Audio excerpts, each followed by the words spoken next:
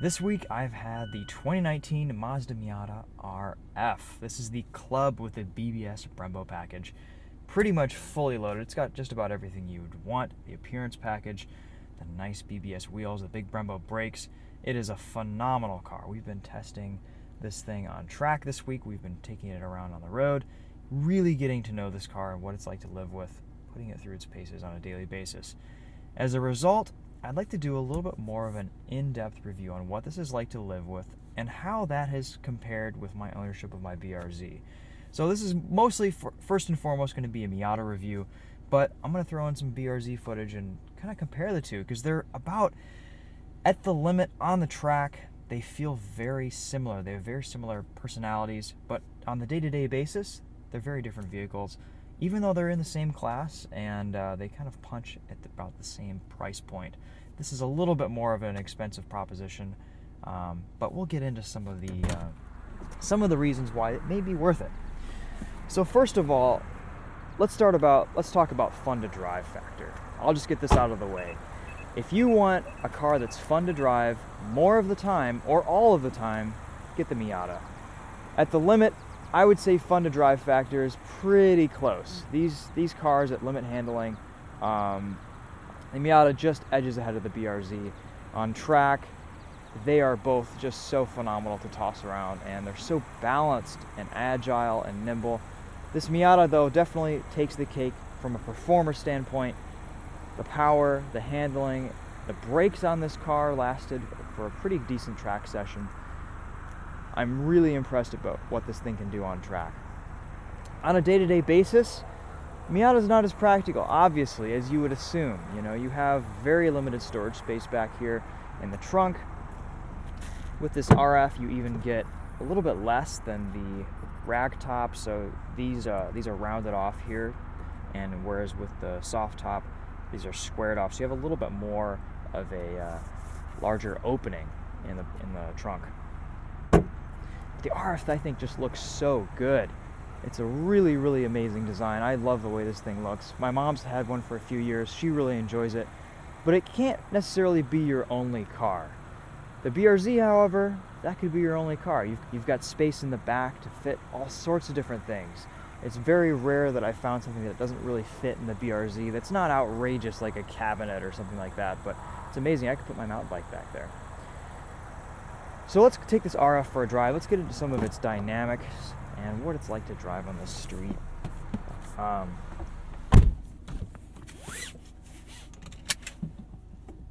New for 2019, of course, we've got a whole bunch of new features. We've got a backup camera, telescoping steering wheel. We covered a lot of this stuff in my winter video of the RF ragtop a few months ago, but we'll go over some of it again. Again, kind of a revised engine. We've got a higher redline, 7,500 RPM, and about another 30 horsepower, which is, you feel it.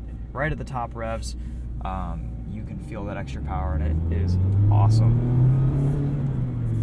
This is no longer a car that is slow car fast.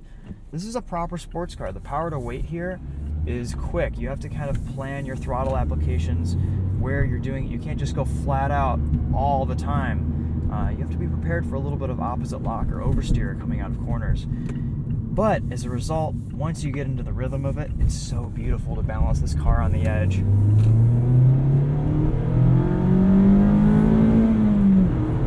It just revs for days. There's so much torque throughout the power band.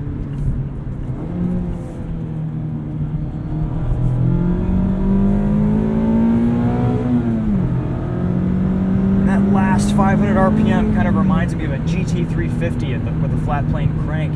It just revs and revs and revs. I would liken this to this is the modern day S2000.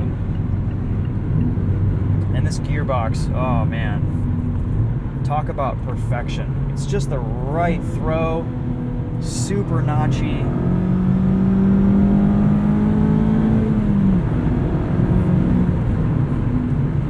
Just a phenomenal car to drive. They've stiffened up the suspension in these later cars. This is no longer the wallowy body roll Miata that's riding around on bump stops under hard cornering. This thing actually has quite a bit of composure at the limit. We'll test that here on this entrance ramp. But you can just get so much balance out of this car. There's virtually no understeer, and then when you get some, you can let off the throttle and that front end will just dart in. There's not a ton of grip from these Bridgestone tires, but they do a decent job communicating where they are on the grip circle. And speaking of communication, they've improved the steering. So when the Miata, the ND first came out, I always thought the Fiat 124 Spider had better steering than the RF and the ND. And it did until this 2019 came out. So they revised the steering rack, did some tuning with the electronics, and you have a great amount of feel now. It's not quite like a hydraulic rack with levels of feel and feedback, but it's good enough. You can feel exactly how much grip this car has, and you can hear it too and feel it throughout the chassis, through your body. So complaints on the Miata, I have a couple. The first is kind of a Mazda issue that they've started to work on and iron out recently with some of their newer models like the Mazda 3, but that hasn't quite made it, the fixes haven't made it to the Miata yet. So it's the blind spot monitoring system. It's way too sensitive. When you pass a car and put your signal on to merge over, it's going to be beeping at you, flashing at you, and it doesn't really give you an accurate representation of what's actually in your blind spot. So for example, we pass this Cadillac here, and I put my signal on to merge over, the blind spot monitoring system is just delayed. We're well past this SRX. It's in my rearview mirror even, and it's still beeping or going off, so I've just turned the audio off on that. My second complaint, at this point, Apple CarPlay should be standard on these 2019 Miatas. For the price they're charging, the MSRP on these cars, it's, you can always go to the dealer and get it upgraded and get it done, but you have to kind of pull things out of the dash, and at least I believe you have to kind of take everything apart and do it. It costs about $400 or so, but that should be standard on these cars. I was just in a Miata a few days ago. My buddy bought a 30th anniversary, and that has Apple CarPlay standard. It was fantastic. Just plug your phone in, and everything works just as it does on all the other Mazda vehicles. My next complaint, there's nowhere to put anything in here. There are no door cards. There's really just only a little tiny slot for your phone. There's no glove box. The glove box is behind you, and it's very, very minimal. The soft top Miata has a little bit more storage space just because of the mechanics and the packaging of this retractable fastback.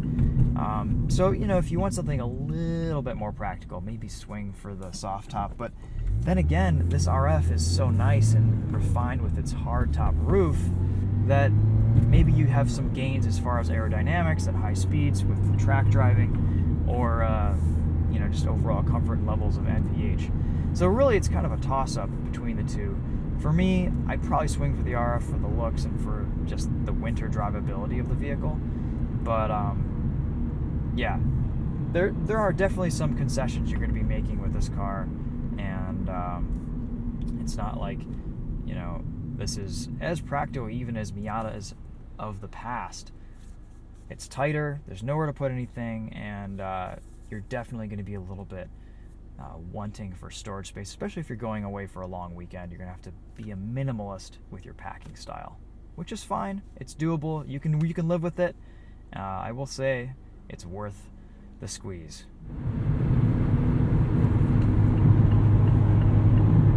These Recaro seats, they look awesome. They're relatively comfortable. I don't really notice that much of a difference between the stock seats as far as bolstering. However, I was on winter tires the last Miata that I drove, and it was a leather seat. So I assume these are going to be a little bit more supportive than your standard seat. If you're going to be racing, autocrossing, this is probably a worthy upgrade. And I mean, it's a Recaro. You kind of can't go wrong.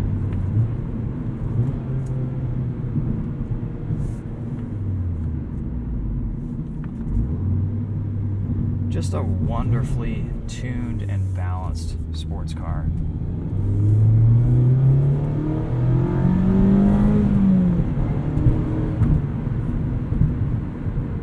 There's just power everywhere. I love it.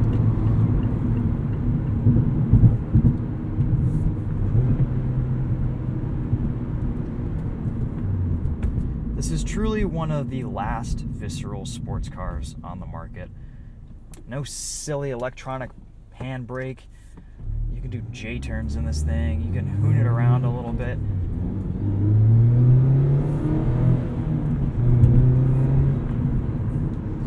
And you guys will have to check out the track review when we post that on Winding Road and this channel, but the way this thing is so poised at the limit is just incredible.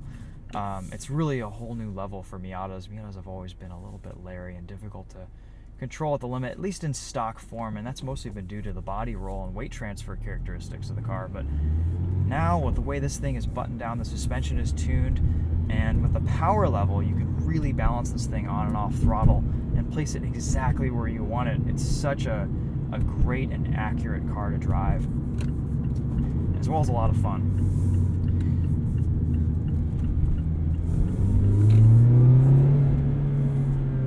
This newfound power, I will tell you, is addictive. If you already have a ND2 Miata, not really sure the upgrade is quite worth it. You can always throw a couple power mods at it, and that may be a little bit of a torquier engine anyway, just by nature, whereas this is a little bit more of a peaky motor, but both feel so powerful compared to Miatas of the past. You're really not going to be wanting for speed in these cars. If anything, you're going to be wanting to throw a little bit more grip at them with tires, and I will say this suspension can actually handle more grip. I think you'd be in good shape with a nice sticky Durezza Z3 or something like that. Alright guys, so from a driving perspective, super high marks for the Miata. I mean, this is the king of fun sports cars in my opinion, really almost at any price. I mean, yeah, you could get in a Boxster, but you're getting into crazy money at that point. You could buy something used, that's always an option, but new car with a warranty, I would have this over an S2000 honestly, and for me the S2000 has kind of been the pinnacle of sports cardom, but I don't know, this is a really, really good car, and the aftermarket for these is insane. If you want to throw a supercharger or a full suspension kit on your Miata, there are so many great options, and so much development has gone into this platform that it's a pretty amazing buy-in. So that sums up the Miata. Really fun, really good to drive. This probably isn't going to be your only car though, because it has its limitations. For how good it is a little bit of a tighter package. This is a smaller car, and honestly on the inside it's tighter than just about every other Miata ever made. I feel a little bit cramped in this car. Once I get used to it, I'm fine. I'm 5'10", 140 pounds. And this is definitely a vehicle that's built for smaller drivers. Taller drivers just aren't really going to be able to fit in this thing. But as a result, it's lightweight, it's a more compact package, and it drives so much better because of that. The BRZ is a little bit of a different story as far as practicality. Let's switch to that car, and we'll get started with that review. Here's the BRZ. This is my 2014 Subaru BRZ. I've modified it to basically bring it up to 2017 BRZ Toyota 86 levels of performance, maybe a little bit higher. Better brakes, stickier tires, 2017 suspension, and a 2017 final drive ratio, as well as an exhaust, header, and a tune. That pretty much sums up the mods in this car. So think about the standard BRZ, but 15% more of just about everything. I love this car. For a little while, this was my only vehicle also. It's a pretty practical proposition. You have a ton of trunk space. You fold the rear seats down and you get this really nice big opening in the back. It comes with a not a full-size spare, but a usable spare tire. It's a really, really nice vehicle to live with. Gets great gas mileage. It's been super reliable for me. I can take it out to the racetrack a few times a year. It's a lot of fun to slide around and go fast in. And as a result, it's also very livable. So hands down, the BRZ in my mind wins as the practical proposition, which, you know, is pretty obvious. You've got plenty of storage space. You have sometimes usable back seats in a pinch. It's very spacious in here. I don't feel cramped. I could drive this thing all day on long road trips and be totally fine, be completely comfortable.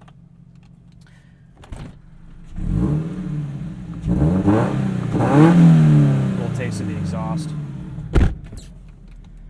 So I absolutely love this thing. I have put 57,000 miles on it since I bought it brand new in 2014. Done some modifications to it, and I think this is a really fun car to drive on a daily basis.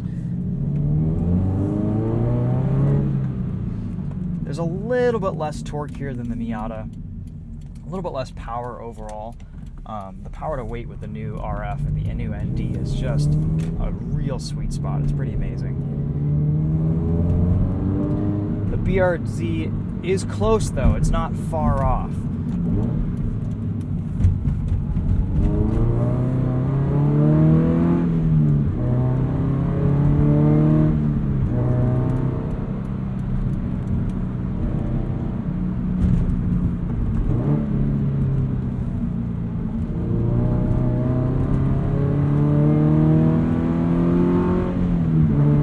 I love that these two cars follow the same philosophy. Lightweight, reasonable, balanced amounts of power for the chassis and grip levels. Great manual transmissions with fantastic shifters.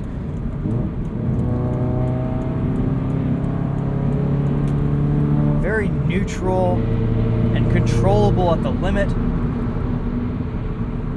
Both these cars, both the BRZ and the Miata, egg you to push them a little bit harder. I think ultimately the Miata is more fun to drive more of the time, but when you're really pushing, these two cars are just about equal as far as thrills. The other day I had this out at the Tire Rack facility. We were doing an autocross, and man, this thing could dance. It was so much fun to hustle and really drive at 10/10ths.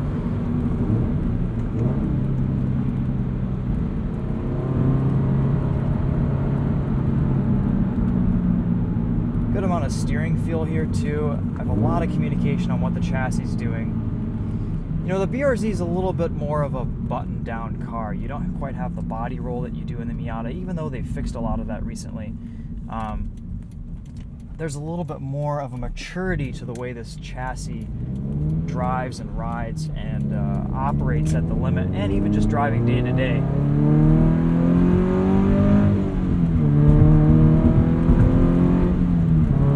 The shifter's good, but it's definitely not as sweet as the Miata's. It's a little bit of a shorter throw. Still quite fun to drive though.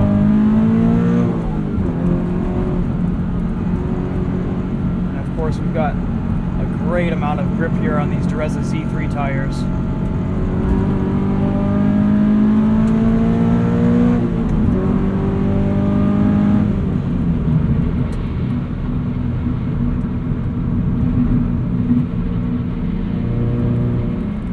So here's how I'm going to sum up this video. If I had to do it all over again, if I had to start scratch from a sports car, I would get the Miata.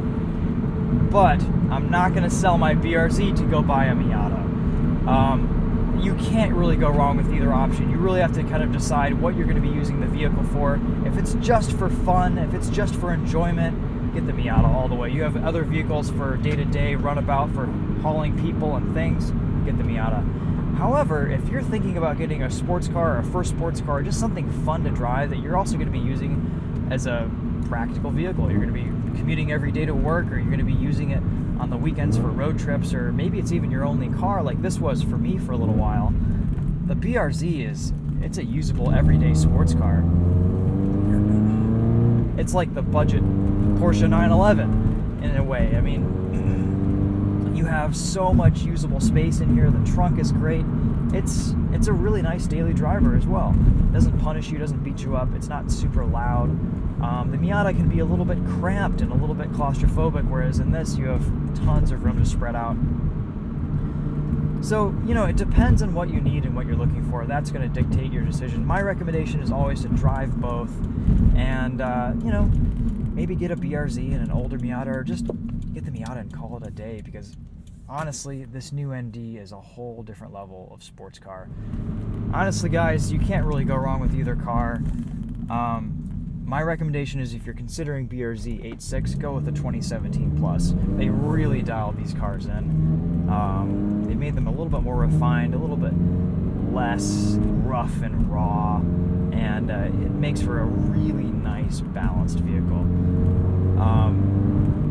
As always, the second updated, refreshed versions of cars tend to be a little bit better, a little bit more tuned and honed and refined. And really that's the case here with these two cars. I love my BRZ, but if I were to go buy a sports car right now, it would either be the 2017 plus BRZ 86 or the ND2 Miata. For sheer thrills, now that I have other vehicles that I can use as practical day-to-day runabout vehicles, like the GX and the Volvo 850R, I would swing for the Miata. It's just a performance powerhouse on a whole new level of fun in the sports car market. But until then, I'm not getting rid of this either. So I guess that sums it up, guys. It really depends on your needs and what you're looking for.